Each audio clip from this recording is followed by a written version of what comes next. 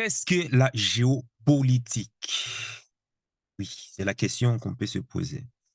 Parce qu'ici, on parle aussi des géopolitiques, en plus d'autres thématiques. Tu m'entends toujours parler des géopolitiques, de mentionner tout le temps, on parle de business et géopolitique. C'est quoi la géopolitique? Comme je le dis toujours, on ne peut pas parler des relations hommes et femmes sans prendre en compte la dimension géopolitique de la même manière. On ne peut pas aussi parler d'économie, qu'on ne peut pas parler de business sans pour autant prendre la dimension géopolitique. Dans le mot géopolitique, il y a deux mots. Il y a le mot géo, qui vient du mot grec gé, et gé qui veut dire la terre. Et il y a le mot politique qui signifie l'organisation, la gestion, la gestion de la cité des hommes. Donc, si on pouvait traduire le mot géopolitique en français simple,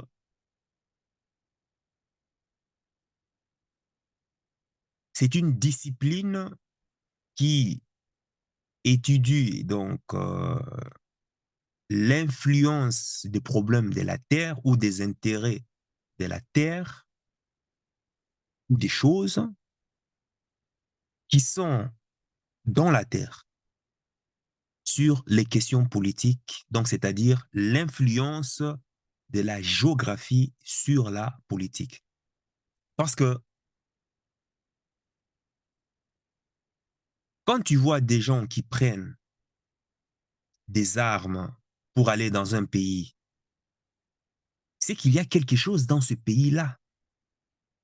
C'est quelque chose, et c'est quelque chose-là qu'il y a dans ce pays et souvent dans la terre de ces pays-là. C'est ce qui les intéresse. Donc, il n'y a rien pour rien dans ce monde.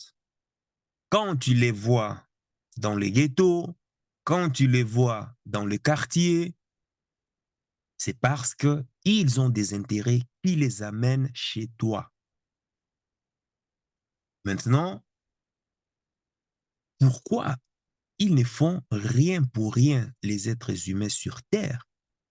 Parce que quand ils viennent chez toi, c'est parce qu'il y a quelque chose chez toi. N'est-ce pas vrai ça? Quelque chose qu'ils veulent ramener chez eux. Oui ou pas? Bon, justement, c'est ça qu'il s'agit lorsque je parle des géopolitiques. Bienvenue à toi dans le monde de la géopolitique. C'est de ça. C'est parce qu'il y a quelque chose chez toi.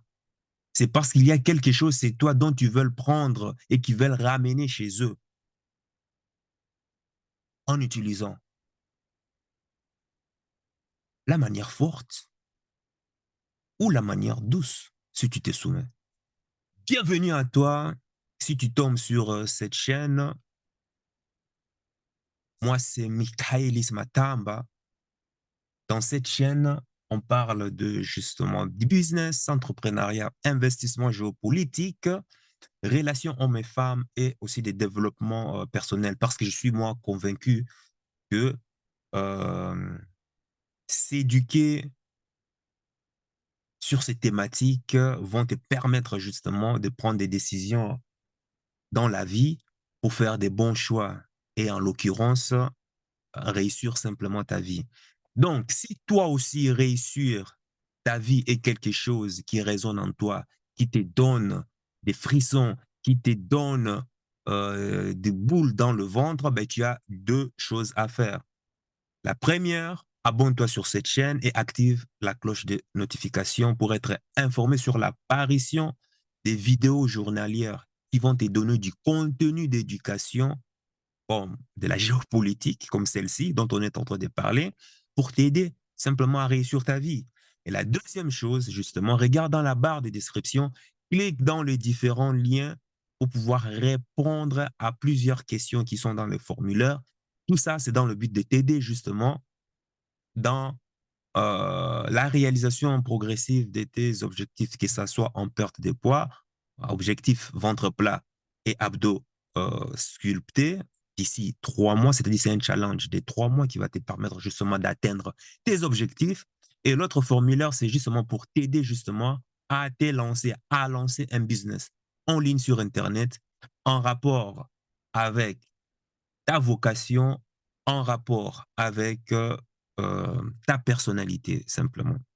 Donc, le but en remplissant ces formulaires, c'est simplement pour avoir 1 heure de temps d'appel gratuit avec moi où justement je vais te donner des conseils pratiques qui vont commencer à te donner du résultat, du concret, là, maintenant, tout de suite, là, une fois que tu commences à l'appliquer, bien sûr. Et il faut savoir que moi, ces conseils auxquels je vais te le livrer là gratuitement. Moi, j'ai investi des dizaines de milliers d'euros auprès de mes mentors, auprès des différents séminaires, auprès des coachings et autres là, et qui m'ont permis, qui me permettent aujourd'hui d'être ce que je suis. Et surtout, le plus puissant, c'est qui vont me permettre de devenir la meilleure version de moi-même. Là, ça va être pharaonique. Bref, tu as tout compris, à toi de jouer. Donc, je disais, en fait, la politique se passe sur la terre. Mais les raisons pour lesquelles la politique qui se passe sur la terre se trouve sous la terre. Et c'est ça. Par exemple, quand je dis bien sous la terre, je fais allusion, par exemple, à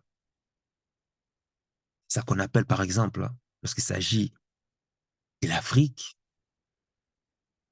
le cacao, le café,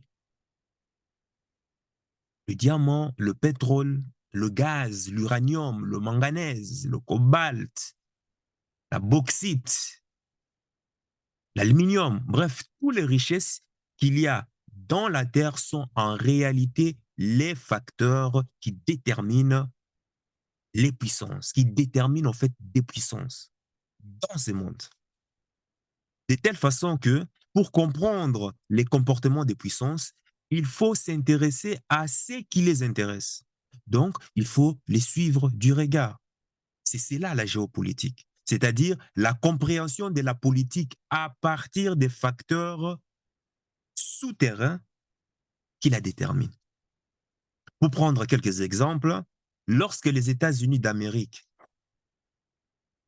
ont attaqué l'Irak au début des années 2000, le secrétaire de défense des États-Unis, Colin Powell, a pris une fiole. Il a tenu la fiole comme ça devant tout le monde aux Nations Unies et il dit l'Irak détient les armes de destruction massive. Mais c'était l'occasion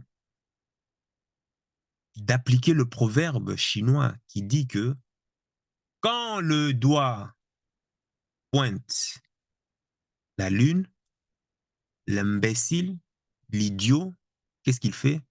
Il regarde le doigt. C'est lui qui a cru. C'est parce que l'Irak détenait les armes de destruction massive qu'il a été attaqué au début des années 2000 par les États-Unis d'Amérique. Celui-là n'a rien compris à la géopolitique, à la politique tout simplement. Les États-Unis d'Amérique attaquent l'Irak pour contrôler les ressources pétrolières, gazières, faramineuses de l'Irak.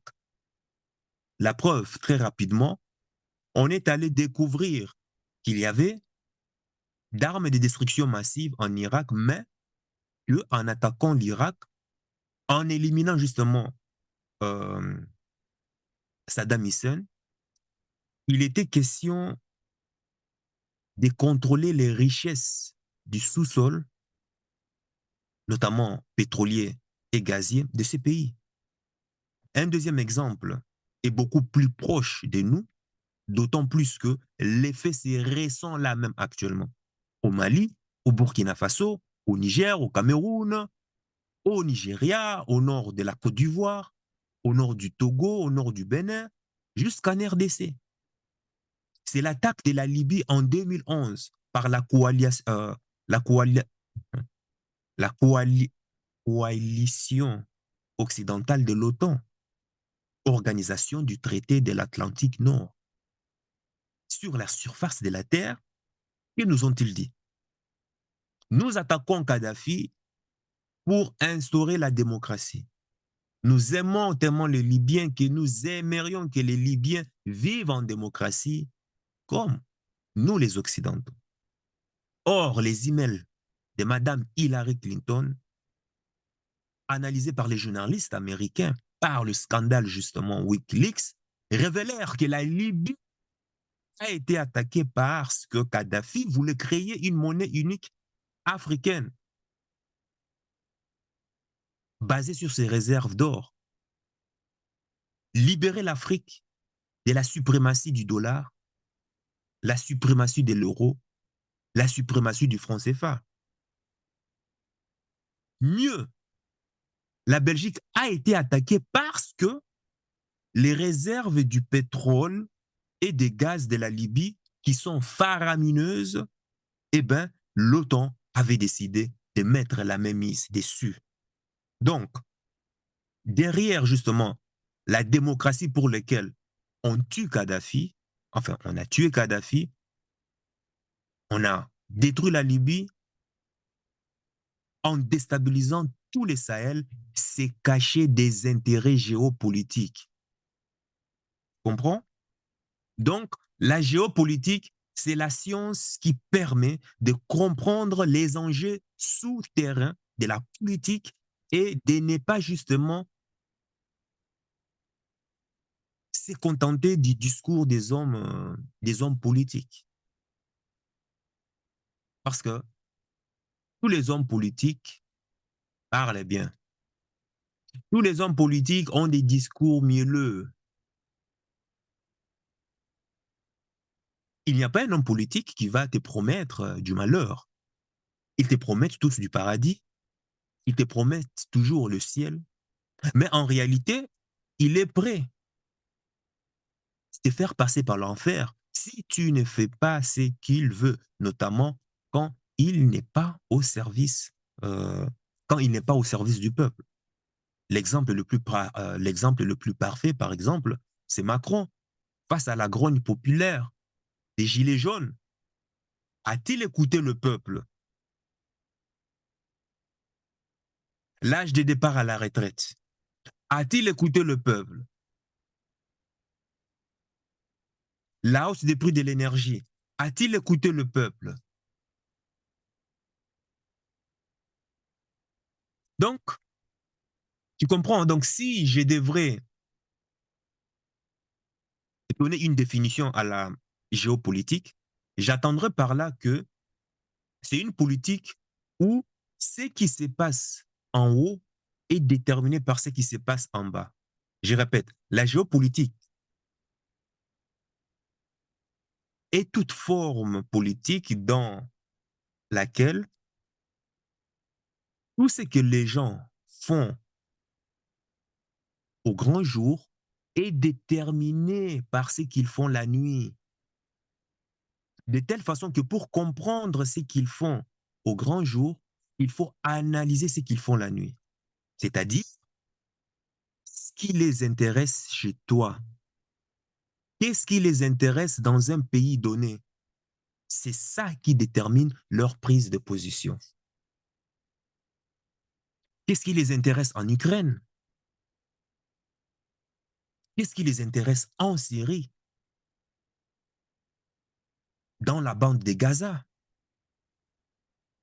Qu'est-ce qui les intéresse en Taïwan, en Corée du Sud,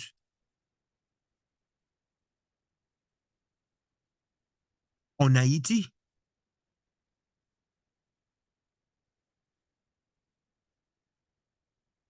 au Congo? On en a déjà parlé, l'Afrique même, ça c'est le pire. En Haïti par exemple. J'ai toujours dit que moi, les politiciens sont comme des femmes. Il ne faut jamais écouter ce qu'ils disent, mais regarde ce qu'ils font. Derrière les rideaux, pour éviter de tomber dans le panneau, de la propagande médiatique qui nous mène en bateau. Ainsi, pour revenir à ton niveau, dépendamment bien sûr du pays où tu es en train de vivre,